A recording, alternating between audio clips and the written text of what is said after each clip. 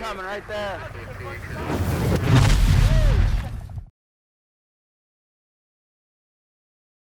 Hey guys, Imre with Tactical Rifleman here. Today we got Ross and Christoph from Tactical Performance Center, and we're gonna yap at you about some pistol grips. So here's the deal. I know that some of you guys are gonna get pissed off about this. I don't care. There's a couple of different ways essentially that are accepted to grip your pistol. One is the thumbs forward grip, and the other is the thumb over thumb grip, which you've seen me use a lot. That's how I grew up shooting in the military.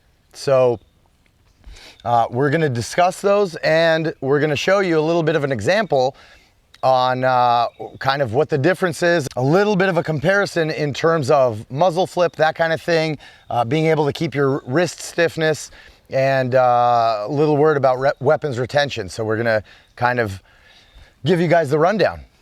It's interesting how a lot of people get stuck. There's only one way to do the things right? Actually, that's not true. There are multiple ways. You need to understand the principles behind. Once you apply the correct principles and you know what's the purposes, you'll be successful, regardless of the technique. Yeah. So you maintain all these guiding principles, and you can adjust and figure out which grip is right for you based on your hand size, what's comfortable for you, you know, what theater you're in, that kind of deal. So before we start discussing the different types of grips, let's formulate what's the purpose of the grip, what we need to achieve with the grip. Right. So first purpose of the grip is to control the muzzle flip that is caused by the recoil. So let me just show you, I have a clear gun, there's no magazine in here, there's no round in the chamber, okay? And we're not pointing it at anybody. So just for people who don't know this yet, right? There's recoil, that's what's pushing back into your hand when you shoot, and there's muzzle flip, which is the effect of your muzzle going up, okay? The second purpose is to make that gun to recover after the recoil with the sights aligned automatically, as soon as possible. Right, and that's how you start shooting a little bit faster, right? You got your trigger work, which we'll talk about in a different video. Here, your grip is what's going to return after the muzzle flip. Even if you're Superman and you're super muscling that gun, or if your grip's really good, right? You're going to get some form of muzzle flip, and then it's going to come back if you have really good grip, and it'll come back to the same place. And that's a straight point to an interesting concept that we're going to introduce to you guys.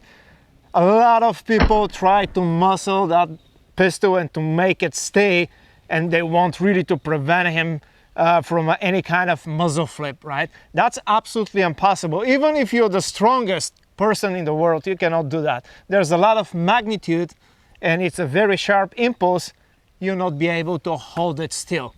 Now, the really good solution of that is to build a very solid and firm grip, keep it constant during the shot, don't change nothing, move just the finger. If you build everything right, you will be successful. Yep, perfect. So talk to us a little bit about the thumbs forward grip. So let's start with this. This is your preferred grip, right? Straight thumb grip, yes. Right, thumbs forward, both thumbs forward. But just because you have both thumbs forward and you have both hands on the gun doesn't mean you're gripping it right. So let's fix some of those things for people. And yeah, there's a lot of misunderstanding and a little bit awkward applications, and people, they think that they actually use the straight thumb grip. Not really. You need to stay aware of a specific principles, and regardless, straight thumbs or thumb over thumb grip, if you able to apply the principles behind the grip, you will be successful, right? So let's focus on the first principle of the grip. That's to minimize the leverage that the gun has over you, right? What does that mean? I will say it a little bit more simple, and I'll do it with my exotic accent that I work over 3 years to perfect it that way, right? So that simply means you need to grip the gun as high as possible to that barrel access, right? Grip the gun higher, that will make it to jump less, It's just a simple principle of physics, minimize the leverage. Right. So everybody's familiar with this, right? We always say, hey, you know, the slide moves back and forth every time we pull the trigger, right? So if we could hold the gun up here, it would minimize muzzle flip, right? Why? Because that recoil would be going straight into my hand, but we need the slide to cycle, so we grip underneath it. So you gotta grip as high up as possible underneath that slide.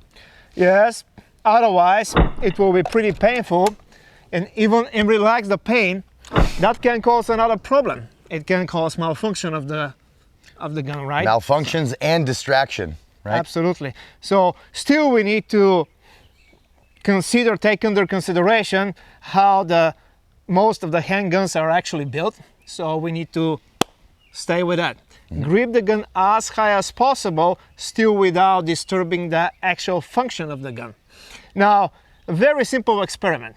Emery, if you simulate the grip with your shooting hand, and now take your index finger of the support hand, and I want you to place it over the web of your hand and compress until the tissue stops to give.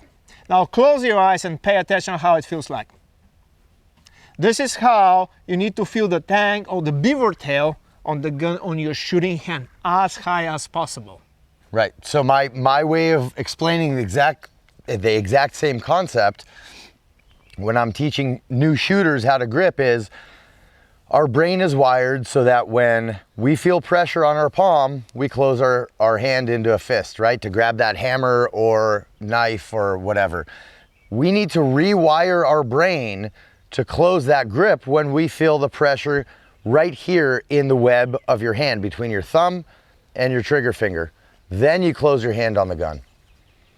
Now, the second principle that is very important is to maximize the friction on the gun. Now, we can achieve that in 3 different ways. First is simple pressure. Pressure will create more friction, regardless of the technique that you're using, the different types of grip, right? If you create more pressure, you'll have more control over the gun. Now, the second way that you can create friction is more skin on the gun, or more skin or skin. Right, so more surface area of your hands in contact with more surface area of the frame of the gun. Right? Yes, and the third way is, especially for that of you guys that likes the gun to look sexy, is just to replace the grip panels with more aggressive surface, or if you have a polymer frame gun, stippling, and again increase the aggressiveness of the surface there. Yep, kind of like the sandpaper some people like to put on their guns, right? You tape some of that that skateboard grip tape, or I've seen just this week we actually met somebody who he got some carbide sandpaper and glued it to the sides of his gun. We kind of don't recommend that. The main reason is a lot of particles fall off of your sandpaper, and they have a tendency to fall into your gun, into the cracks of your gun and all that. And then you have an abrasive inside your gun. As it's cycling back and forth, it's actually kind of grinding inside of there. So try to stay away from the sandpaper, okay? Especially on your concealed carry gun. Right. Especially when it's in contact with the skin. Yep. That we guarantee that it's not going to be a pleasant experience. Right. Especially when you carry every day, or you're going to ruin your just brand new Gucci shirt. Right.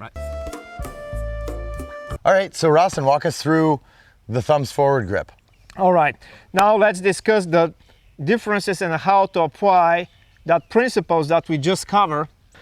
We already said how to establish the grip with our shooting hand. Now we'll cover how to place the support hand on the other side of the grip panel.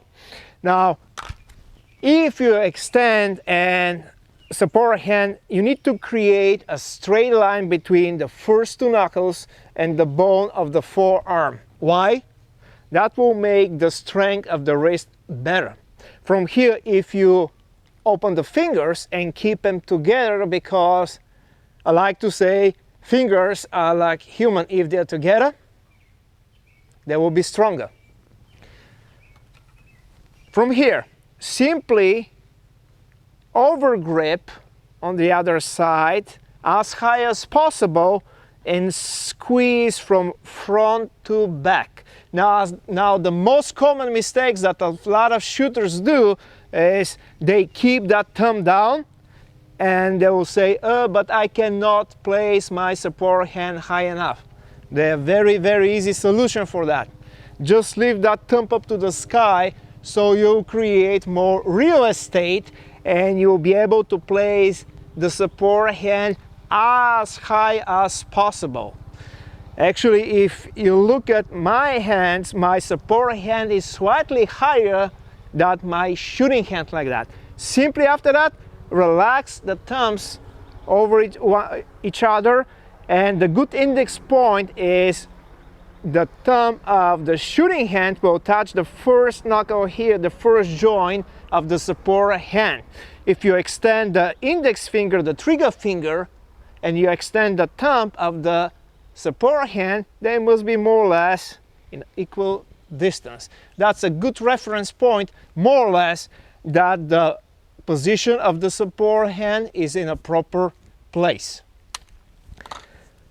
From here, we need to create more friction. How much pressure we're going to apply with the strong hand and with the support hand. Again, very easy solution. Close your grip as tight as you can until you start shaking. Then relax a little bit your hands until that shaking is gone. From here, extend the trigger finger and start to move that trigger finger. It's a little bit hard when you squeeze quite tight. Now start relaxing the shooting hand until you'll be able to move the trigger finger easily, and stop there. Do not relax that hand more than that. Now, what's the purpose of the support hand? Is to give as much as possible to control the gun. What's the main purpose of the shooting hand? Trigger control. So from here we can have a conclusion that shooting hand's main purpose will be it can relax a little bit the pressure and the support hand will grip tighter. So that pressure can vary from 50% up to 70-30, but remember, always in the favor of the support hand, equal or in the favor of the support hand. Never grip the gun stronger with your shooting hand because you start shooting strong hand with support. That's a not two-hand straight grip. Now, we are going to apply also a technique that will lead to applying the principle of a biomechanical efficiency that will lead to increase the pressure of the grip. We call that the nutcracker effect. So if you look at the nutcracker have a hinge.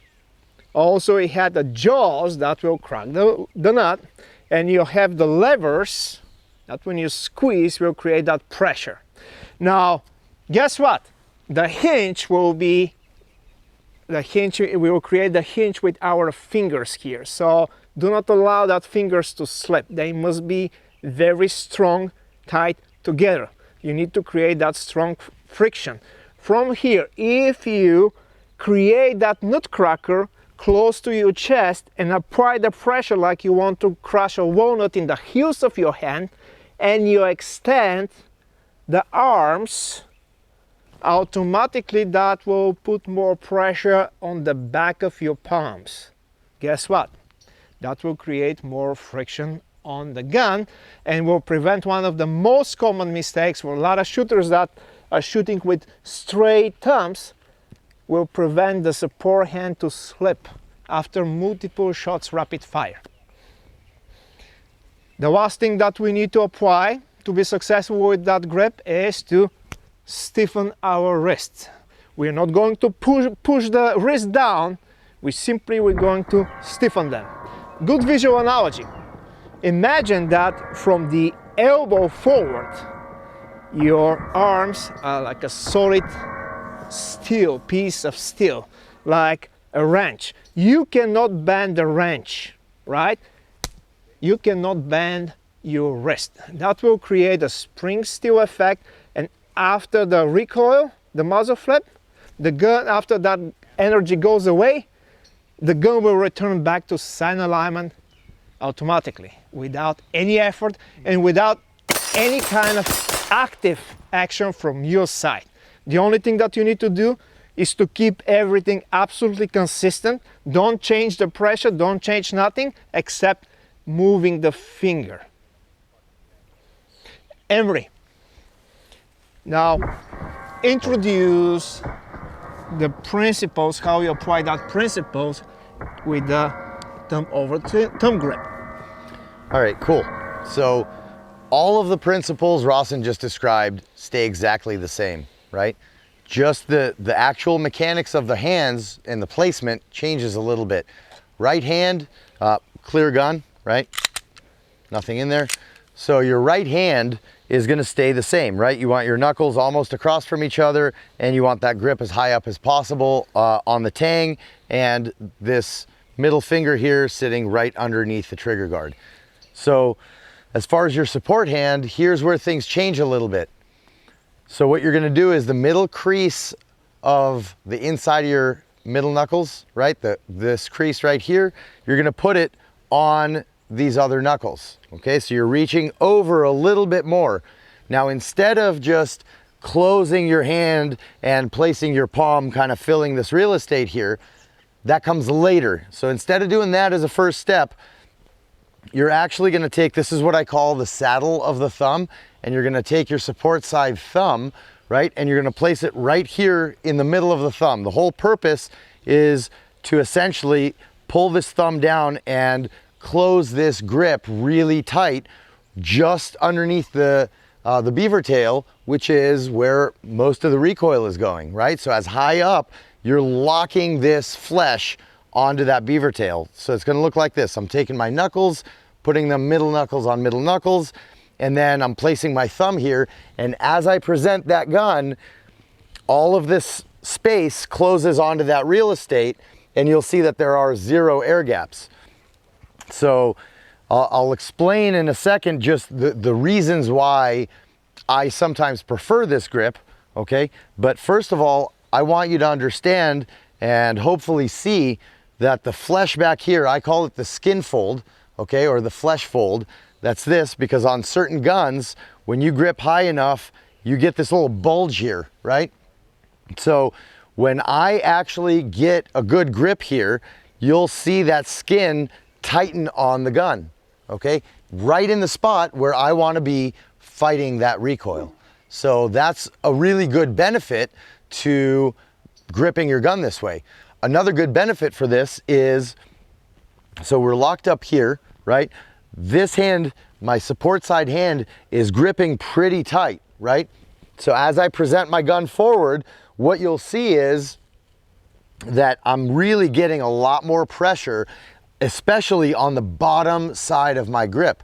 And as Rawson and I have been training together, and I've been learning a lot from Rawson, one of the things that I needed to improve in my grip, and I've been working thumbs forward a lot, one of the things I was really needing to improve in my thumbs forward grip is pressure on the bottom of my palm, okay, on the back side of the tang here.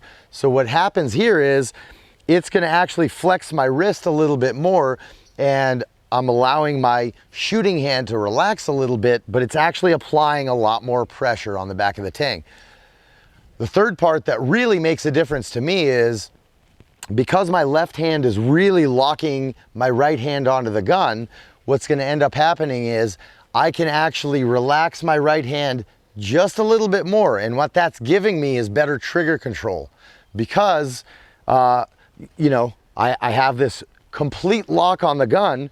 And so by relaxing this hand just a little bit, it gives me a little bit better control of my trigger, okay? Another thing this gives me, and we'll show an example in just a bit, another thing it gives me is better weapons retention, okay? Because there's a element of locking both hands together on the gun. And weapons retention for me is one of the most important things that I can have in a good grip, right? Don't just consider your accuracy and your shots. right? If you're carrying a gun for defensive purposes, or if you're in the military, then for offensive purposes, you have to consider hand-to-hand combat. You have to consider, somebody running up and grabbing your gun. And I know a lot of people are calling bullshit. Let me tell you, I have had my gun grabbed. Okay, I've had my gun grabbed. So this to me is a very important piece. There is a negative side for me, which I've understood with this grip, which is by not having all of this hand essentially in contact further forward on the frame of the gun, I'm losing some of that side-to-side stability that this thumb is offering, right? So there's always pros and cons to everything, and we're trying to weigh them all out. So guys, now we will show you 2 easy ways to verify and check the efficiency of your pistol grip, regardless of the technique that you choose to use. Right, Imre, could you please present the gun forward? First, we're going to check how well the hands are connected. Simple, we'll make a hook with the thumb and with the 2 fingers, and we'll do a quick impulse side to side. What you need to observe is there was supposed to be no separation between the heels of your palms. Quick impulse, everything stays very tight together. A second thing that we need to verify is if your wrists are stiffened enough. How to do that? Imre, could you present? We'll go from the bottom and we'll torque up.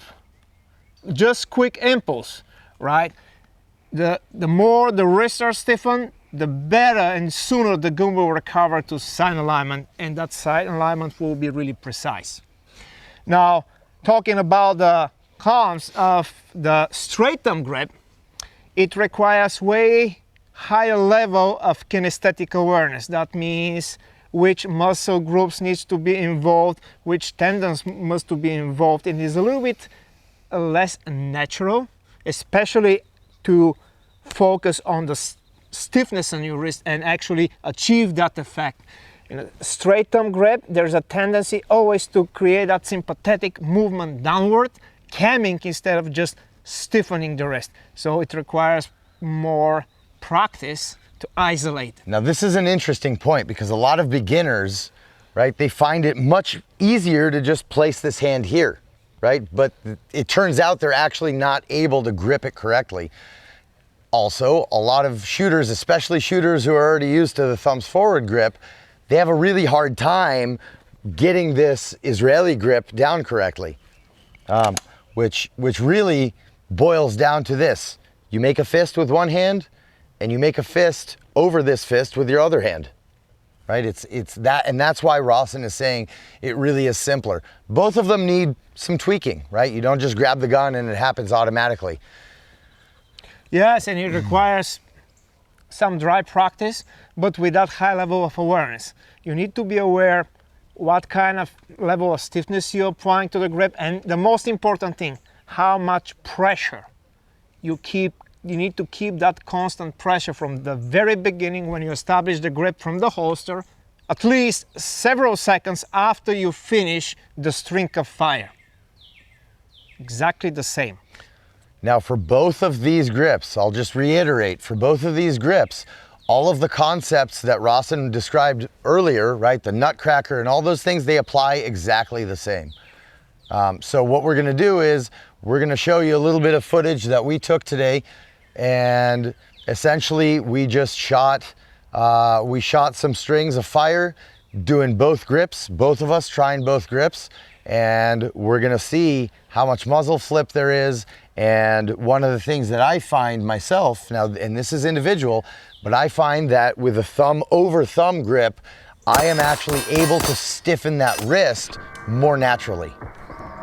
And again, that's a very, very personal, it also depends on the strength of the hands, depends of, every shooter is supposed to search for comfort, right? Some people are way more kinesthetically aware than the others, and just search for comfort. It's just a technique. Focus on the principle. If you apply the principles, you will be successful regardless of the technique that you're using. That's why they're called principles, right? Guiding principles. Guiding principles of the grip.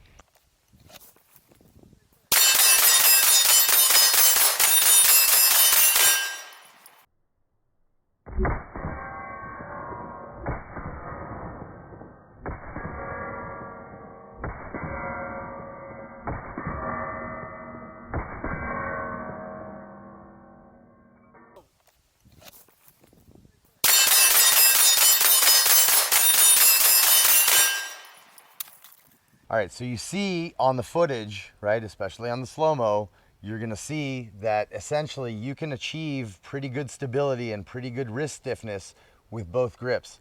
For me, I feel like it's much more natural for me with the thumb over thumb grip to lock my wrist. Rawson happens to be on the other side of that field where for him, it feels more natural, certainly at this point, having shot so much, focusing on wrist stiffness with the thumbs forward grip. But wrist stiffness, that's essential. Focus on that. At the moment that you let the wrist to be soft, you'll suffer. The accuracy will suffer. The control over the gun will suffer dramatically. That's one of the key elements. Keep that wrist stiffened, so from the elbow forward, everything must be one solid piece, both hands, both forearms. All right, guys, so we're gonna do a little experiment here with weapons retention. Now, it may or may not be obvious to you guys what's going on, but we'll describe it as honestly as we can, okay? So, for safety purposes, I have a clear gun, right? No magazine, there's no round in the chamber. I'll pull the trigger so everybody can see. Rawson is going to grab the gun real hard, and we're gonna see what we feel in terms of that gun moving around inside my grip. Let's go with the my preferred weapons retention grip.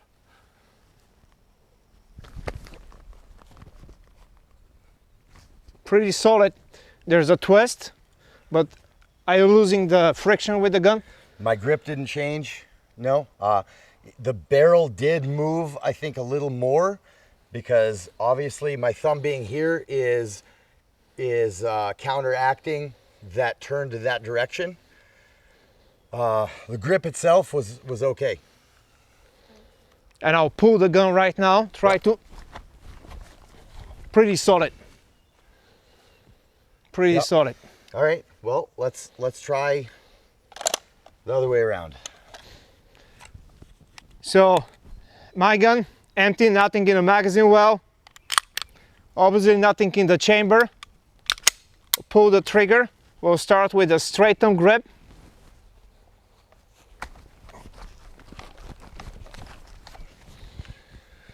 How did you feel? Did your thumbs move? There was a little bit giving in my wrist, even if I try to keep it really strong, but I just kept the friction on the gun so I do not lose control on the friction, which is the dangerous part of it, right? Yep. Well, look, if you're going hands-on, it's not about wrist stiffness anymore, right? That's for the shooting part. We're talking about maintaining the gun in your hand, maintaining that grip. And when it moves a little more, then you know that grip either needs to be worked on or maybe you should try the other one. But I really focus on that nutcracker and applying pressure heel versus heel really tight in order to prevent losing the friction on the gun. Yep. So guys, which grip is better? Yes, that's the answer, right? It's personal. It's whatever works for you. It's whatever you train and become comfortable with. The gun moves around in your hand a little bit, that's okay, right? Because we're not actively shooting when somebody grabs our gun because it's induced a malfunction anyway. A, B, not every situation requires application of deadly force. If you guys want to see at least one of our techniques on what to do when somebody grabs your gun, watch our video, what to do when somebody grabs your gun. Hope this was helpful for everybody, and we'll see you guys next week.